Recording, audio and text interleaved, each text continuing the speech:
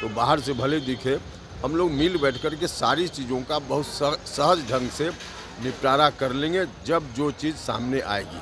विपक्ष के लोग हैं, सरकार कहीं गलती करे तो ज़रूर विरोध उनको करना चाहिए, इसमें कोई दिक्कत नहीं है, यह उनका धर्म बनता है। लेकिन सरकार जहां अच्छा काम करे, देश हित में काम करे, वहां समर्थन भी करना चाहिए।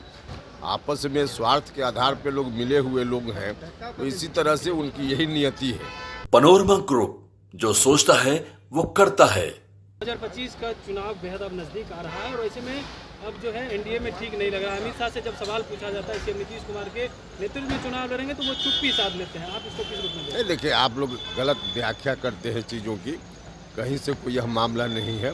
एनडीए के अंदर हर चीज़ सहज है और कहीं आपको दिखता भी होगा तो बाहर से भले दिखे, हम लोग मिल बैठ कर के सारी चीज़ों का बहुत सहज ढंग से निपटारा कर लेंगे जब जो चीज़ सामने आएगी। 25 के नेतृत्व में ही एनडीए चुनाव लड़ेगी सीएम नीतीश कुमार के नेतृत्व में? निश्चित रूप से इसमें कहाँ कोई दो राय है। अगर उसमें कोई परिवर्तन की बात होगी तो फिर विचार होगा, लेकिन तय है अभी तो नीतीश कुमार जी के नेतृत्व में चुनाव लड़ना है। महाराष्ट्र वाला खेला जो है बिहार में भी होगा, क्योंकि महाराष्ट्र में जिस तरीके से सीएम बदल दिए गए उसको लेकर के भी नहीं, अभी आप लोग कहाँ से कहाँ अर्थ लगाते हैं।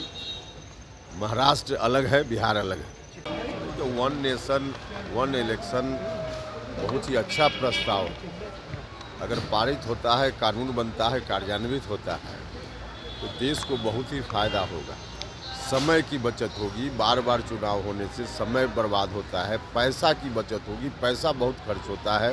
एक बार चुनाव होगा तो पैसा कम लगेगा, हर तरह से लोगों को सुविधा होगी, इसलिए बहुत अच्छा प्रस्ताव है और इसको पारित होना ही चाहिए। विपक्ष विरोध कर रहा है लेकिन इसका देखिए, हम तो विपक्ष के लोगों से हाथ जोड़कर प्रार्थना करते हैं कि हम विपक्ष में हैं, इसलिए सरकार के सब काम का विरोध करें, यह मुनासिब नहीं होता है।